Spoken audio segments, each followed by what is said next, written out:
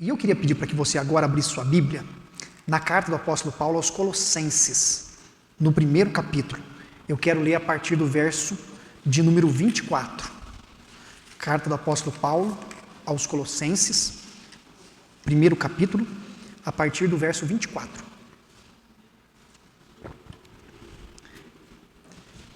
Quero ler do versículo 24 até o verso 29, que é o último verso do primeiro capítulo. O apóstolo Paulo escreve à igreja em Colossos e começa a orientar aquela igreja, falando a respeito da pessoa de Jesus, falando da união que temos com Cristo. E aqui nesses versos o apóstolo Paulo faz um comunicado muito importante aos seus leitores, e eu queria refletir com você nesses versos sobre o comunicado do apóstolo Paulo. Ele diz assim, Colossenses, capítulo 1, versículo 24.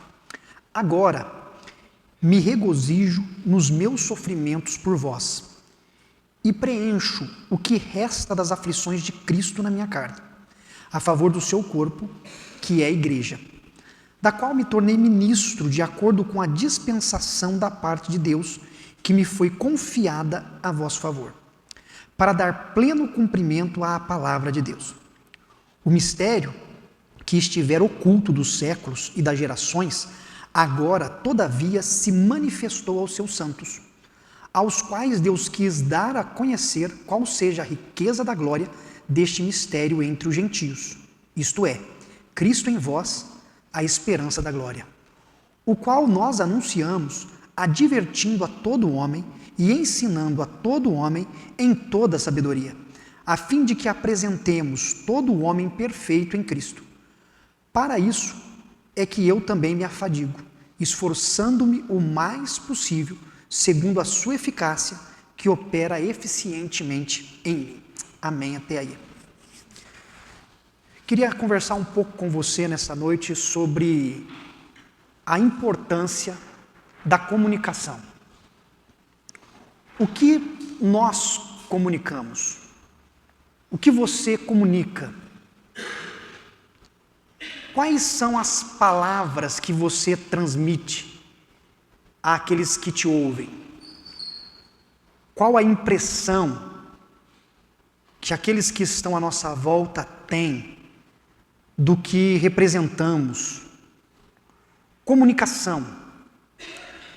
Comunicação é algo extremamente importante para qualquer relacionamento, para qualquer negócio. Nós estabelecemos vínculos por meio da comunicação. Se observarmos o decorrer da história, nós veremos que em pouco tempo conseguimos alcançar pessoas por meio da comunicação que foram marginalizadas durante um grande período da história. Não é muito distante o tempo em que começaram a se preocupar com aqueles que são surdos, que são mudos. Mas desenvolvemos, enquanto sociedade, a linguagem dos sinais para comunicar.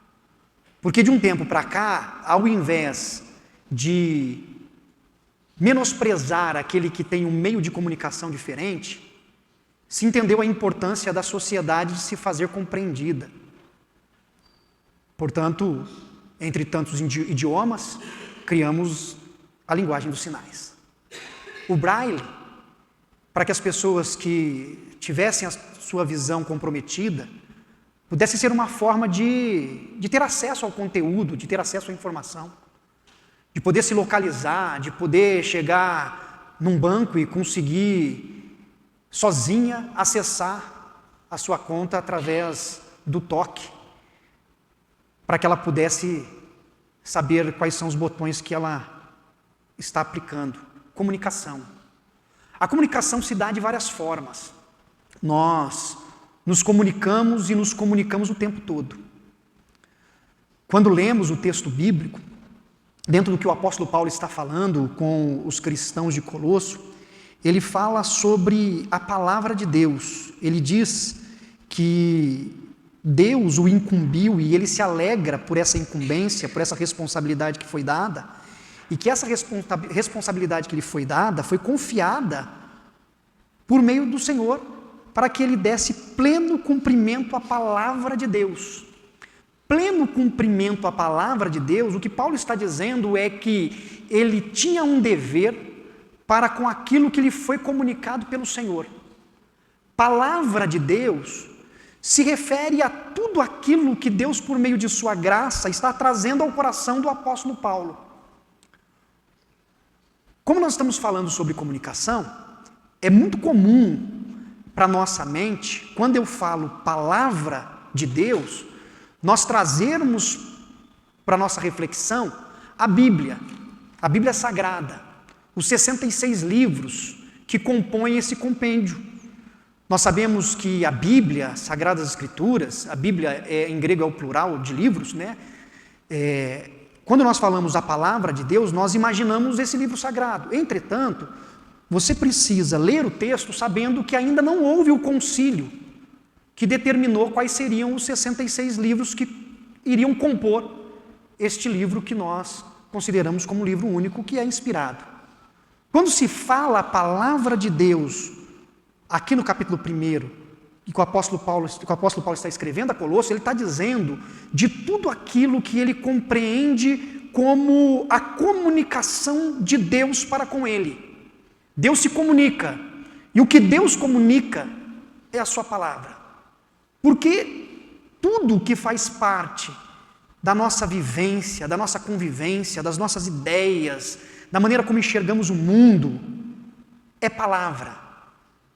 Palavra não se trata exclusivamente de um verbo, ou de um adjetivo, de um substantivo. Palavra é um termo amplo.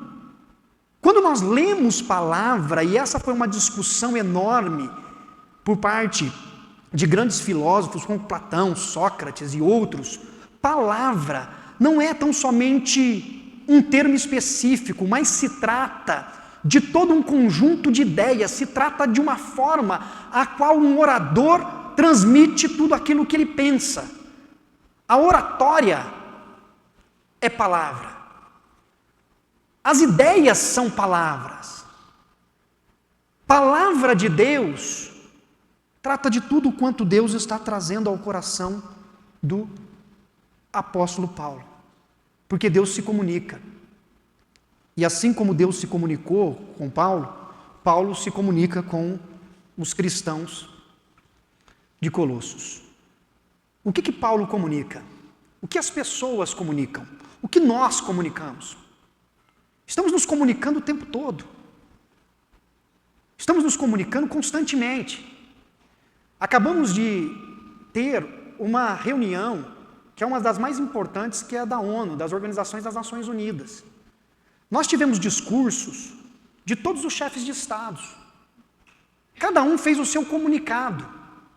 Cada um apresentou na sua fala o que enxergam daquilo que está acontecendo no mundo, seja na questão geopolítica, seja nas questões ambientais, seja nas questões de guerra. Houve um comunicado. O presidente da República do Brasil fez o seu comunicado. O presidente norte-americano fez o seu comunicado. O presidente argentino fez o seu comunicado. O presidente israelense fez o seu comunicado.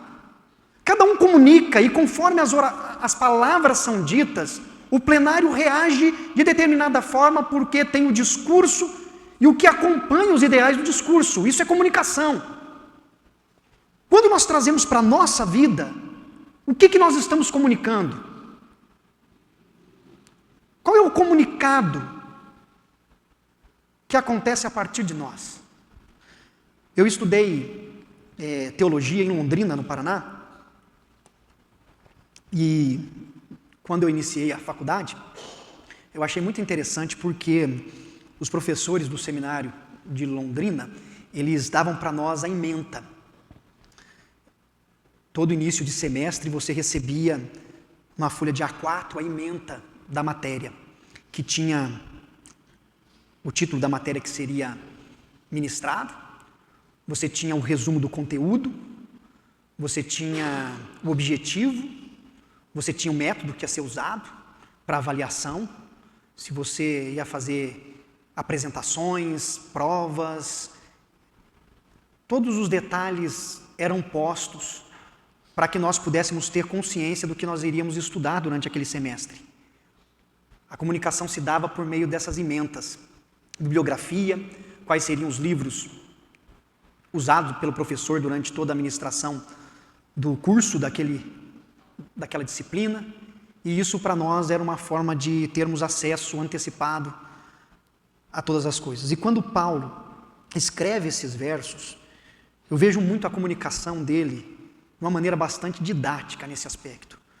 Uma das coisas que eu vejo é que Paulo comunica o conteúdo. Conteúdo. Do que Paulo está falando? O que é importante para Paulo, que ele quer que os cristãos de Colosso entendam? Ele inicia dizendo, olha, eu me alegro nos meus sofrimentos, eu tenho sofrido, não tem sido fácil a minha vida, porque Paulo de fato passou por muitos problemas. Ele fala, e eu preencho o que resta das aflições de Cristo. Aqui o que resta das aflições de Cristo, não é que Paulo tinha que completar algo que Cristo não havia sofrido, até porque o sacrifício de Jesus é suficiente para nos perdoar e nos resgatar. O que Paulo está dizendo é que era necessário, depois da morte, ressurreição, ascensão de Jesus, é preciso que aqueles que nele creem e assumem a responsabilidade de proclamar o Evangelho, enfrentem os sofrimentos de uma sociedade em que o pecado se faz presente. Então há um sofrimento, há uma aflição, há uma dor. E ele diz que ele passa isso na carne, a favor do corpo, que é a igreja. Ele fala, eu sofro tudo isso por amor à igreja, por amor ao povo de Deus resgatado e redimido. E como ele vai dizendo sobre esse seu sentimento, sobre a sua vivência, para cumprir a palavra de Deus, a direção que Deus lhe deu, ele diz, olha, o mistério estava oculto dos séculos e das gerações, agora se manifestou. E qual é o mistério? O mistério é Cristo em vós. Esse é o conteúdo. O conteúdo que Paulo quer comunicar é o seguinte, que aqueles que confiam em Deus, vivem para a glória de Deus em Cristo Jesus, e que o mistério revelado é Cristo em nós. Esse é o conteúdo que o apóstolo Paulo comunica. Cristo em nós, a esperança da glória. Paulo quer que os seus leitores entendam que o mais importante de tudo, o que eles precisam guardar na sua mente, no seu coração, é que Cristo é tudo para eles. Cristo é tudo para nós. Cristo em nós é a esperança que temos. Colossenses vai ser uma carta que vai falar várias vezes sobre a pessoa de Jesus. Por quê? Porque Cristo é tudo para nós. Nós somos o povo de Deus redimido pelo sangue de Cristo. A presença de Cristo no seu povo, naqueles que foram chamados por Ele, é que nos leva a prosseguir durante a nossa jornada. Cristo em nós. O conteúdo que nós devemos carregar, transmitir, reproduzir insistentemente é a vida em Cristo. No mundo marcado pelo pecado, marcado por tantas outras coisas que não provêm de Deus, o mais importante que nós temos de anunciar é que Cristo é a esperança da glória. Cristo em vós. Cristo em nós. E a forma como Paulo coloca no texto, no versículo 27, é muito profunda, porque Paulo não fala no singular, Cristo em você. Ele não quer que a comunidade entenda esse viver em Cristo, viver para Cristo, de uma maneira individualizada. Ele quer que os seus leitores compreendam que o conteúdo é a nossa vida em Cristo comunitária, como um povo. É a nossa vida em Cristo de uma maneira ampla, ou seja, nós vivemos o Evangelho de Jesus Cristo. Na sociedade que se comunica de várias formas, o que nós temos que comunicar é o Evangelho de Jesus. Numa sociedade onde a comunicação pode ser em busca de satisfações de desejos próprios, satisfações das suas ideologias, satisfação das suas crenças religiosas, o que nós temos que comunicar é Cristo Jesus. Cristo é o conteúdo. O que nos faz estar aqui hoje à noite reunidos, às 19 horas, indo para umas 20 horas da noite, é Cristo Jesus. Se não for a Cristo, era melhor ficarmos em casa. Cristo Jesus é o nosso Senhor, e tudo que nós fazemos, vivemos, é para a glória dEle. Cristo em nós é a esperança da glória. No mundo de injustiça, nós em Cristo vivemos a justiça. No mundo de ódio, nós em Cristo vivemos o amor. No mundo de indiferença, nós em Cristo vivemos a compaixão. Em Cristo a nossa vida é outra. E esse é o conteúdo do Evangelho. É esse o conteúdo que Paulo comunica. Cristo em vós. Mas Paulo não comunica só o conteúdo, ele também comunica o método. Método. Por incrível que pareça, todos nós temos metodologias. Alguns de nós podemos ter conhecimento teórico da metodologia que nós usamos. Muitos de nós podemos não saber de onde vem a teoria do método que costumamos usar no nosso cotidiano, mas nós usamos uma metodologia. Desde as coisas mais simples até mesmo as coisas mais complicadas, complexas, nós estabelecemos métodos. Na educação nós seguimos métodos. Skinner, ele foi o teórico da psicologia comportamental. Ele fez testes e avaliou que geralmente uma pessoa, quando ela é beneficiada, elogiada, recompensada por uma atitude, ela tem o hábito de refazer. Se ela é punida, castigada por um ato, ela deixará de fazer. Esse é um método. O método é: fortaleça aquilo que você quer que o outro faça e puna aquilo que você não quer que ele repita. E com o decorrer do tempo, essa pessoa vai assumir o comportamento que você a conduziu a ter, porque ela quer ser elogiada. Então, se ela for elogiada, ela vai reproduzir o que é elogiado. Se ela for punida, com o tempo, ela não quer mais sofrer a punição e ela vai deixar o comportamento. Muitos podem nunca ter lido a teoria de Skinner. Mas quantos pais educam seus filhos com punição e recompensa? Quantos casamentos caminham com punição e recompensa?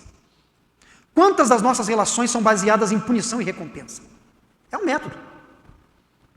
Quando você vai para a área de educação, você vai encontrar a metodologia de Piaget, você vai encontrar a metodologia de Paulo Freire, você vai encontrar a metodologia de muitos outros escritores brasileiros e internacionais que vão falar sobre métodos, sobre como você transmite. Nós somos metodológicos. O procedimento que nós temos no ambiente de trabalho segue métodos. A linguística segue métodos.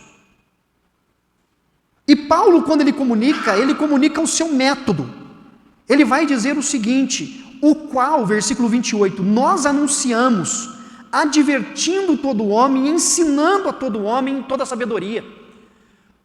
Quando Paulo comunica o evangelho de Jesus, logo em seguida ele fala: olha, eu tenho um método. E o meu método é anunciando, é proclamando, é comunicando através da advertência e do ensino. É um método. Paulo está dizendo o seguinte: olha, eu tenho algo a transmitir, eu tenho uma mensagem a comunicar, eu tenho um conceito de ideias que Deus me trouxe por meio da sua palavra, e eu comunico isso através de um método. E o meu método é advertindo e ensinando, é apontando o erro, é mostrando a falha, é chamando a atenção, advertindo e ensinando, instruindo, orientando, mostrando como se faz. Paulo comunica. Ele se comunica. Ele anuncia aquilo que ele acha que deve ser aprendido. E quais são os métodos que nós usamos nas nossas relações? Nós temos um conteúdo. Nosso conteúdo deveria ser Cristo.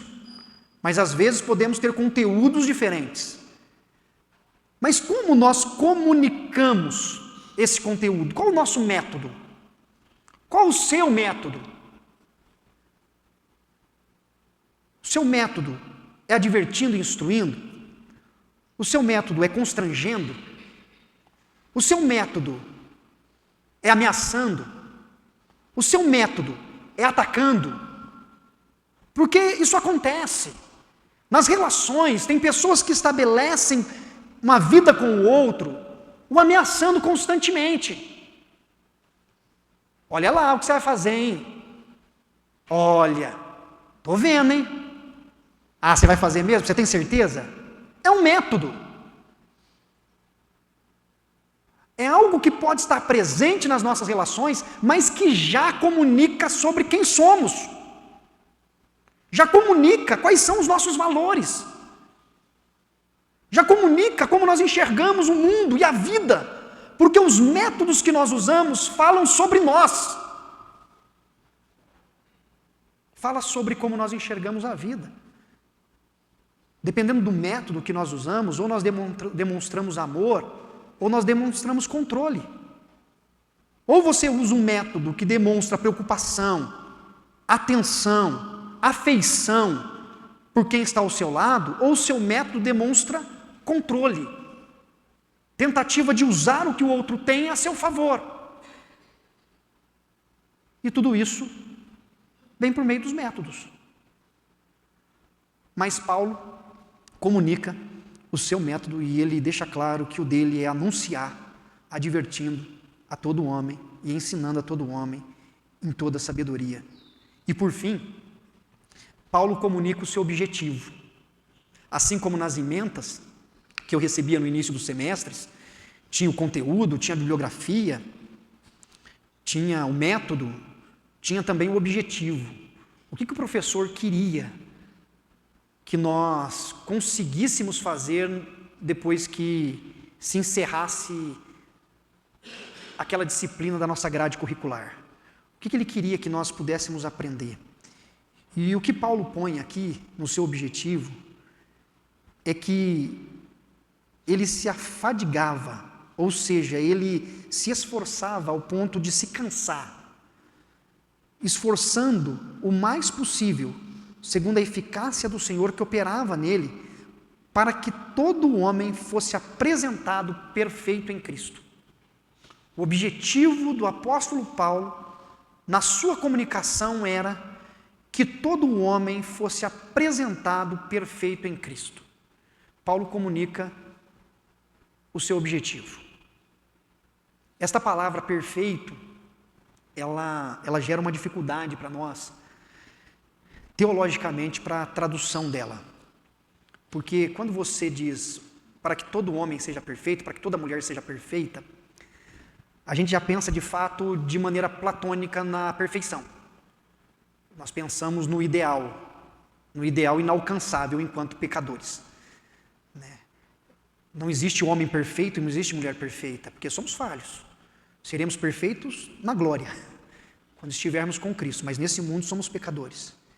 Então a palavra perfeito não significa pessoas que não erram, pessoas que não carregam consigo culpa, que não têm falhas, que não estão sujeitas aos equívocos da vida. Alguns tentaram traduzi-la para maduro, apresentar todo o homem maduro em Cristo. Uma pessoa madura. Só que muitos também encontraram dificuldade no uso dessa palavra, porque ser maduro, ser madura, pode ser associado e associada a um comportamento ético que atenda àquilo que nós entendemos ser importante para uma vida de maturidade.